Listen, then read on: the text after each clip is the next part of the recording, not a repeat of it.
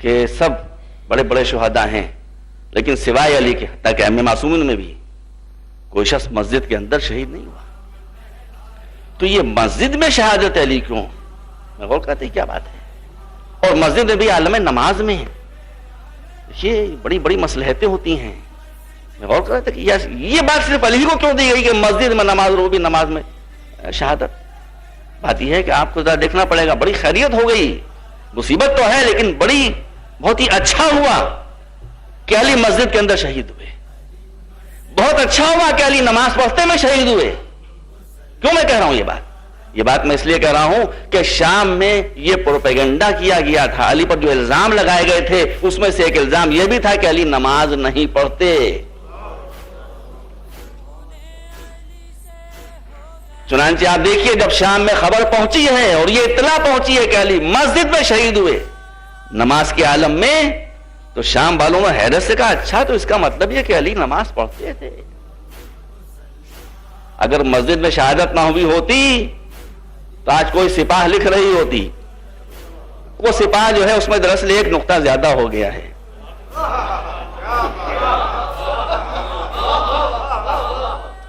صرف ایک نقطے کو ہٹا دیجئے معاملہ واضح ہو جائے گا. تو آج ان کے قلم یہی لکھ رہے ہوتے معاذ اللہ. کوئی حیرت کیا الزامات علی پر نہیں لگائے گئے ہیں. تو وہ الزامات میں لگا ہوتا کہ علی نماز نہیں پڑھتے، کیونکہ آپ کون لگا سکتا ہے. علی کہاں شہید ہوئے؟ اللہ کا مہینہ، اللہ کا گھر، اللہ کی محراب، اللہ کی نماز، اللہ کا سجدہ. کیا شان شہادت ہے کہ 5 مرتبہ جب اللہ کا نام آ جاتا ہے تب شہادت علی کا بیان ہوتا ہے. اللہ کا مہینہ، اللہ کا روزہ، اللہ کا گھر، اللہ کی نماز، اللہ کا سجدہ، اور اس سجدے میں اللہ کا بندہ. تلوار پڑی، کل میں عرض کر چکا ہوں آپ کے سامنے. امام حسن نے باذن علی نماز کو مکمل کرایا. میں جب تک تاریخ میں کوئی بات نہیں دیکھ لیتا کبھی عرض کرنے کی ضرورت نہیں کرتا. لوگ آپ غور کیجئے کہ تلوار کا وار اتنا گہرا تھا. جنگ احد میں میرا مولا گھوڑے سے زخمی ہو کر تمام تاریخیں بتاتی ہیں 16 مرتبہ گھوڑے سے گرے ہیں. اتنے زخمی ہوئے جب بھگدڑ مچی تھی اور علی تنہا جنگ کر رہے تھے، مگر ہر مرتبہ اٹھے گھوڑے پر سوار ہو پھر وہی انداز جنگ کا. جو اتنا بہادر ہو، مگر تاریخ بتاتی ہے کہ ایک وار پڑھنے کے بعد پھر علی سے نماز کے لیے کھڑا نہ ہو گیا، اشاروں سے نماز ادا کی.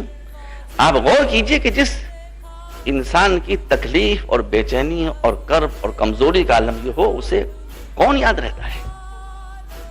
کون یاد رہتا ہے؟ مگر اب علی کا رخ مڑ چکا ہے. بیٹھے میں علی کے شیعہ چاہنے والے بیٹھے میں. ابن ملجم گرفتار ہو کر آ رہا ہے. میں نے بہت تاریخ میں دیکھا ہے حوالے سرچ کر رہا ہوں سامنے. اور علی اس کی صورت کو دیکھ کر اپنی تکلیف بھول گئے. کہا کہ ابن ملجم بڑا پیاسا دکھائی دے رہا ہے. حسن آگے بڑھو. آگے بڑھنے کے بعد اسے پانی پلا دو. یہ ہے دین. یاد کی ڈیفینیشن جو میں نے اس کی شروع میں آپ کے سامنے. یہ مذہب نہیں ہے، یہ دین ہے کہ جہاں انسان اپنے کو بھول کر اپنے قاتل کی پیاس کو یاد کرتا ہے. یہ جذبہ پیدا ہو تو انسان دین رکھنے والا ہوتا ہے. کربلا میں کیا ہوا وہ آپ کے پیش نظر آپ کو خود ہی یاد آ گیا ہوگا میں کیا بولوں. تو کہا بیٹا حسن اسے پانی پلا دو، بہت پیاسا ہے. پھر جب اور قریب آیا تو آپ نے کہا کہ بھائی ٹھیک ہے، اس نے ایک جرم کیا ہے، کرائم کیا ہے، اس کو قانون اسلامی کے اعتبار سے سزا دی جائے گی، دیکھا جائے گا بعد میں، تو بات کا مسئلہ ہے. لیکن یہ اس کو تم مار کیوں رہے ہو؟ یاری لوگ کاہے سے مار رہے تھے؟ ظاہر ہے کہ اچانک حادثہ ہوا تو لوگ گھونسوں سے مار رہے ہوں گے، لاتوں سے مار رہے ہوں گے، ہاتھوں سے مار رہے ہوں گے، اور کاہے سے مار رہے ہوں گے؟ ہر جتنے مسلم بڑا قوی ہیکل انسان تھا، بڑا مضبوط انسان تھا. میں کہتا ہوں یا علی، یہ آپ کا قاتل صرف ہاتھوں سے پٹ رہا ہے تو آپ سے برداشت نہ ہوا. یا علی آئیے ذرا کربلا کے میدان میں سکینہ کو تماچوں سے بچا لیجئے. یا علی آئیے ذرا کربلا کے میدان میں زینب و ام کلثوم کو تازیانوں کی مار سے بچا لیجئے. کیا علی دیکھ نہ رہے ہوں کربلا میں کیا ہو رہا تھا؟ اس کے بعد آپ فرماتے ہیں کہ تم نے ٹھیک ہے اس کے رسیاں باندھی ہیں کہ بھاگ نہ جائے، مگر یہ رسیاں اتنے کس کے تم نے کیوں باندھی ہیں کہ اس کے بازوؤں کے اندر رسیاں اتری جا رہی ہیں؟ رسیاں ڈھیلی کر دو۔ میں کہتا ہوں یا علی اپنے قاتل کی مشکوں کو ڈھیلے کرنے والے، ذرا بازار کوفہ و شام میں آ کر زینب ام کلثوم کی مشکوں اور بازوؤں کی رسن کو ڈھیلا کر دیجئے۔ غور کیجئے گا عزیزوں، ابن ملجم علی کے سامنے آیا کہ بڑی گہرائیاں ہیں، وہی تو میں کہتا ہوں کہ دین علم اور عقل کا نام ہے۔ ابن ملجم سامنے آیا، علی نے اس سے پہلے تو بہت ہی اکڑتا ہوا آیا۔ دیکھیے غور کیجئے گا ذرا، ایک طرف وہ اسلام ہے، جملہ کر رہا ہوں، ایک طرف وہ اسلام ہے جو کہتا ہے ہلکے سے بخار میں رسول کا توازن ذہنی بگڑ گیا تھا، معاذ اللہ استغفر اللہ، اول فول، یہ خود ہی اول فول بک رہے ہیں، ماں کہتے ہیں کہ رسول اول فول معاذ اللہ بک رہے تھے، نہیں پہچانا نبی کو، ہلکے سے بخار میں نبی کا دماغی توازن معاذ اللہ متاثر ہو گیا تھا۔ یہاں علی کی پیشانی تک، یہاں تک بینی کی تک تلوار اتر آئی ہے۔ آپ دیکھیے ذہانت میں کوئی فرق آیا ہے؟ ابن ملجم اکڑتا ہوا آیا پہلے تو، اور آنے کے بعد ایک مرتبہ علی کو دیکھا، کہا کہ خدا کا شکر کہ میری دعا کام پوری ہو گئی۔ علی نے پوچھا تو نے کیا دعا کی تھی؟ کہ میں نے اللہ سے دعا کی تھی کہ میری اس تلوار سے، استغفر اللہ ربی، خدا لعنت کرے، کہتا ہے کہ میں نے یہ دعا کی تھی کہ میری اس تلوار سے اے میرے اللہ جو تیرا سب سے زیادہ بدترین بندہ ہو وہ قتل کیا جائے، جو بدترین خلق ہو۔ دیکھیے اول تو تلوار کا وار اور پھر یہ زبان کا وار، اور اس عالم میں کہ جب تلوار یہاں تک اتر آئی، لیکن کیا علی چپ ہو گئے؟ جیسے ہی اس نے کہا کہ پروردگار سے میں نے دعا کی تھی کہ اس تلوار سے بدترین خلق کو قتل کیا جائے، تو علی نے کہا ابن ملجم مبارک ہو، تیری دعا قبول ہو گئی۔ وہ سناٹے پڑ گیا، اس نے کہا آپ کیوں کہہ رہے ہیں؟ کہا میں اس لیے کہہ رہا ہوں کہ اسی تلوار سے تجھے قتل کر دیا جائے گا، تو ہے بدترین خلق، اس لحاظ سے تیری دعا قبول۔ اس ذہانت کے جواب کا اندازہ کر سکتے ہیں۔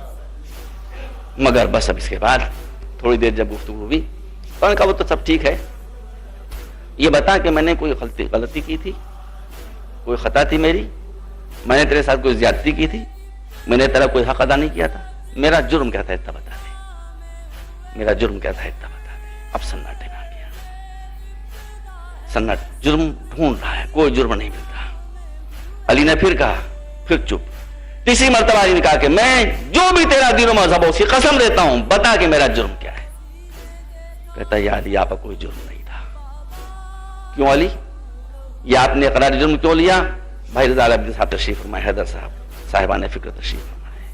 یہ علی نے اپنی بے گناہی کا اقرار کیوں لیا؟ علی جانتے تھے کہ ایک زمانہ وہ آنے والا ہے کہ جب ابن ملزم کو خطائے اجتہادی کا سرٹیفکیٹ دیا جائے۔ مجتہد تھا، خطا ہو گئی، خطا ہو گئی تو علی نے پوچھا بتا میری خطا کیا ہے؟ اگر خطا بتا سکے تو خطا اجتہادی ہے، اور اگر چپ ہو جائے اور خطا نہ بتا سکے تو پھر علی کی حکمت عملی کا اعلان ہے کہ ہمیں اس کی فکر نہیں ہے کہ ہمارے تلوار ہمارے سر پر وار ہو، ہمیں اس کی فکر ہے کہ ہمارے کردار پر وار نہ ہونے پائے۔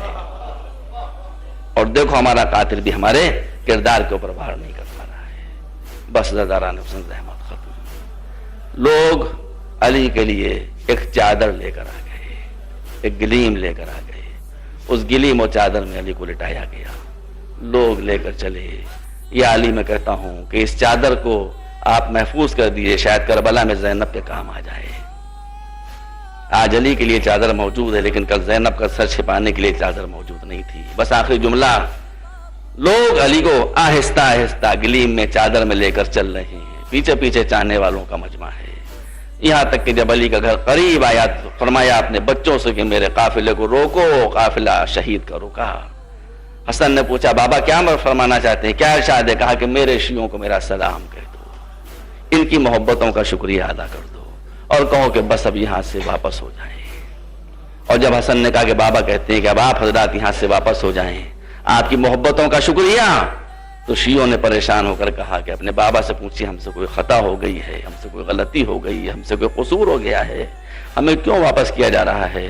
تو مولا نے کہا کہ بیٹا کہہ دو خطا کوئی نہیں، قصور کوئی نہیں، لیکن میرا گھر قریب آ گیا ہے، مجھے معلوم ہے کہ میری بچیوں تک میری ضربت کی خبر پہنچ چکی ہے، وہ میرے غم میں فریاد و فغاں کر رہی ہوں گی۔ میں نہیں چاہتا کہ میری زندگی میں میرے بچیوں کے رونے کی آواز نامحرموں کانوں تک پہنچے۔ میں کہتا ہوں یا علی کوفہ ہے جہاں آپ کو یہ گوارا نہیں ہے کہ زینب ام کلثوم کی آواز گریہ نامحرموں کانوں تک پہنچے، یا علی ذرا کربلا کے میدان میں آ جائیے، زینب کا خیمہ جل رہا ہے، شہزادیاں وا محمدہ والیہ کے نعرے بلند کرتے ہوئے نکل رہی ہیں۔ وَسَيَعْلَمُ الَّذِينَ ظَلَمُوا أَيَّ مُنْقَلَبٍ